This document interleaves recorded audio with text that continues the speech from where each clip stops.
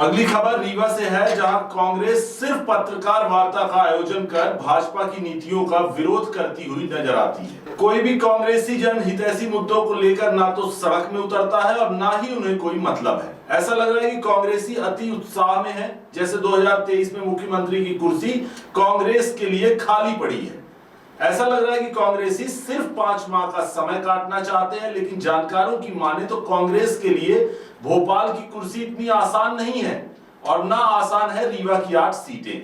लेकिन यहाँ के नवाब जिला अध्यक्ष से लेकर संभागीय प्रभारी इस मुगालते में रहते हैं कि महापौर जीतकर रीवा विधानसभा की 8 सीटें जीत ली हैं, जबकि हकीकत तो यह है कि 45 वार्डों में सिर्फ 19 पार्षद ही इनके हैं।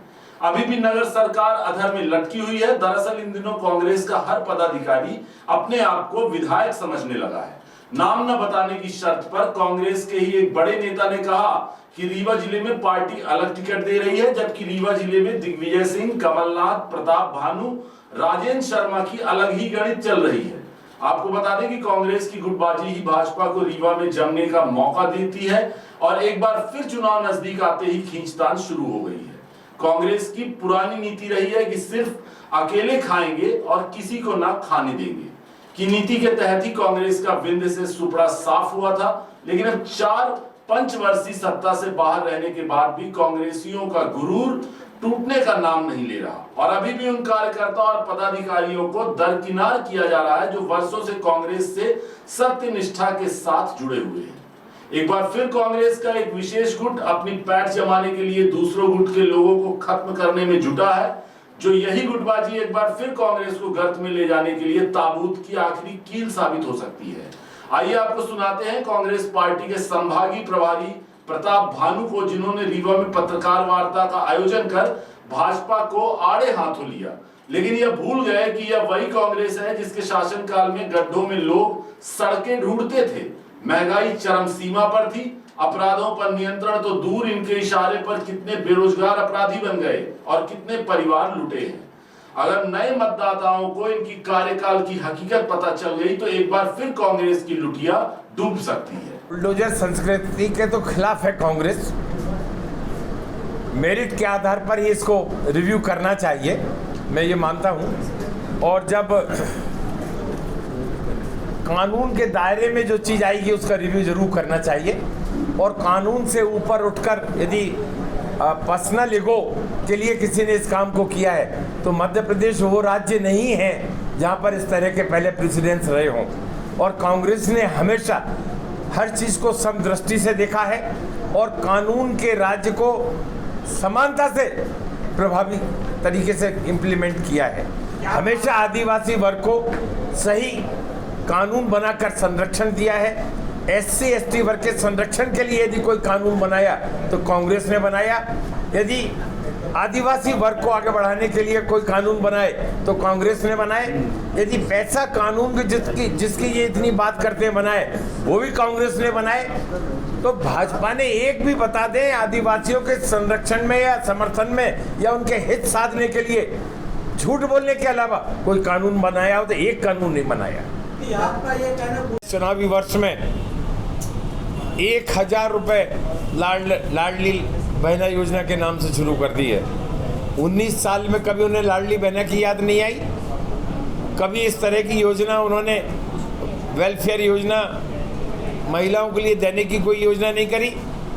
जब ये योजनाएं हमारी राजस्थान में शुरू हो गई, हिमाचल में शुरू हो गई, कर्नाटक में शुरू हो गई, तब उन्होंने मध्य प्रदेश में एक चुनावी शिगुफे के रूप में इस काम को अपनाया है। और उसमें भी हमारे पास ये प्रूफ है, प्रमाण है, ये देखा होगा आपने भी, देख लीजिए। जो पहली किस्त 10-11 जुलाई को आई है 1000 रुपये की, उसमें बैंक वालों ने उनका न्यूनतम चार्ज जो है वो काट लिया, कोई लोन है तो उसकी भरपाई कर ली, कोई ओवरड्यू अकाउंट है तो वो पैसा भी काट लिया। सुबह 1000 रुपये जमा हुए उसके खाते में, शाम को सिर्फ खाते में 11 रुपये बचे हैं। वो स्टेटमेंट मेरे पास कुछ अकाउंटों के हैं। तो इन्हें साफ निर्देश देना चाहिए था कि ये सहायता राशि में से कोई भी बैंक, केंद्र में सरकार इनकी है, डबल इंजन की सरकार ये कहते हैं, पर इनके कम्युनिकेशन में और प्राथमिकताओं में कितना अंतर है मैं ये बताना चाहता हूँ। एक तरफ स्कीम की घोषणा करते हैं और दूसरी तरफ 11 रुपया सिर्फ शाम को 5 बजे उसके अकाउंट में मिलता है। इतना अंतर, इतना सामान्य जैसे नहीं है, समन्वय नहीं है।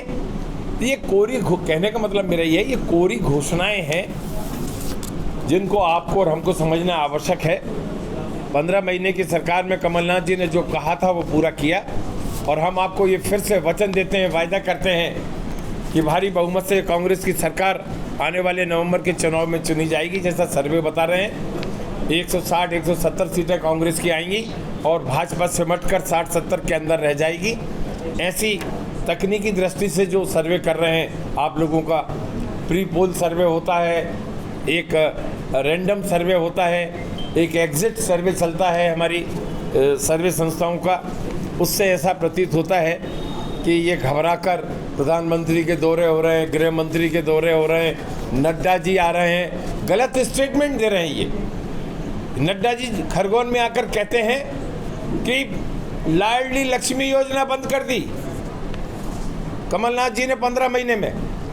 मैं ये दावे के साथ कहता हूं, कमलनाथ जी और कांग्रेस की सरकार ने लाडली लक्ष्मी योजना का हृदय से स्वागत किया है, कहीं कोई उसको नकारा नहीं है। हमने उसमें राशि जमा करी गई। दूसरा आरोप लगाते हैं किसानों को सर्वे में मुआवजा नहीं मिला, उसका प्रीमियम नहीं दिया।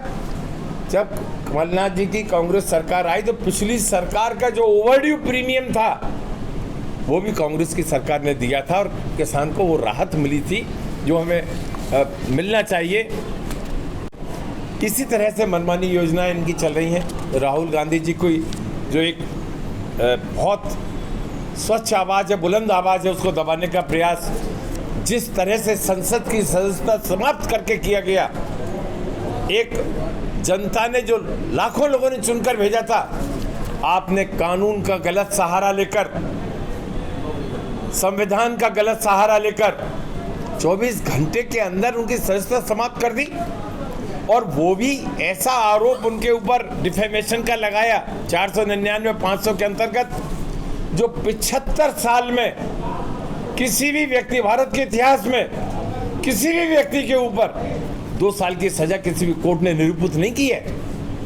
इसका मतलब यह है सरकार की मंशा, राजनीतिक दबाव इस बात का था कि साल 6 महीने की सजा ना दी जाए, मैनिपुलेट करके 2 साल तक वो ले गए और एक कोर्ट का और कानून का सहारा लेकर राहुल गांधी जी की इस बुलंद आवाज़ को, सच्चाई को दबाने का प्रयास किया।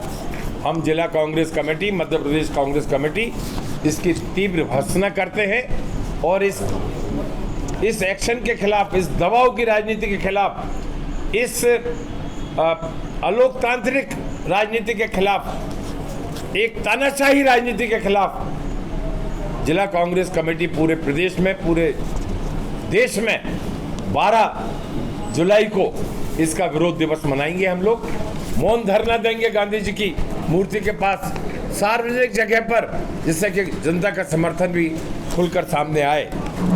आपने देखा होगा सीधी में जो घटना हुई, किस तरह की निंदनीय अमानवीय घटना हुई है, जिसकी जितनी भर्त्सना की जाए उतना कम है। मध्य प्रदेश के इतिहास में किसी आदिवासी परिवार को इतनी बुरी तरह से अपमानित करने का काम मुझे नहीं लगता 50 साल के राजनीतिक जीवन में मैंने कहीं और कभी और देखा हो। कांग्रेस ने हमेशा संविधान में आदिवासी समाज को, गरीब तबके को, SC ST वर्ग को सहायता की है, विशेष दर्जा दिया है, सम्मान किया है, और जिस तरह का घोर अपमान उनके चेहरे पर पेशाब कर दी जाए और इसके बाद मुख्यमंत्री स्वयं स्वीकार करें कि ये बहुत बड़ी गलती है और बुलाकर उनका पैर धोएं। पैर धोने से गलती धुल जाती है क्या? Prevention is better than cure.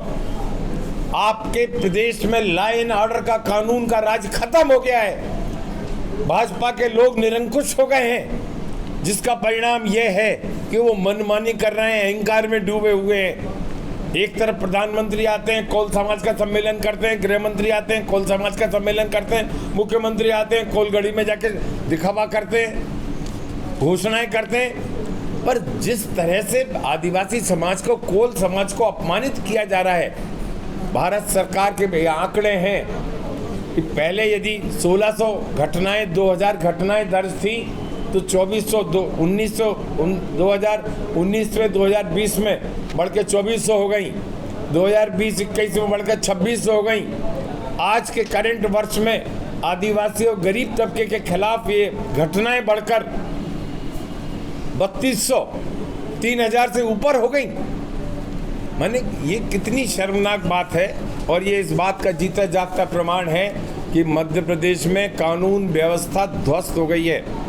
जिला प्रशासन का ये दायित्व होता है लॉ एंड ऑर्डर को बनाकर रखे, सरकार की योजनाओं में भ्रष्टाचार ना हो, हितग्राहियों को बगैर लेन देन के उनके खातों में पैसा पहुंचे, उनके परिवार में पैसा पहुंचे। पर यदि हम जिला प्रशासन को इवेंट मैनेजमेंट में लगाएंगे, चीफ मिनिस्टर के कार्यक्रम में लगाएंगे या केंद्रीय मंत्रियों के स्वागत सत्कार में लगाएंगे, कहाँ से जिला प्रशासन काम करेगा?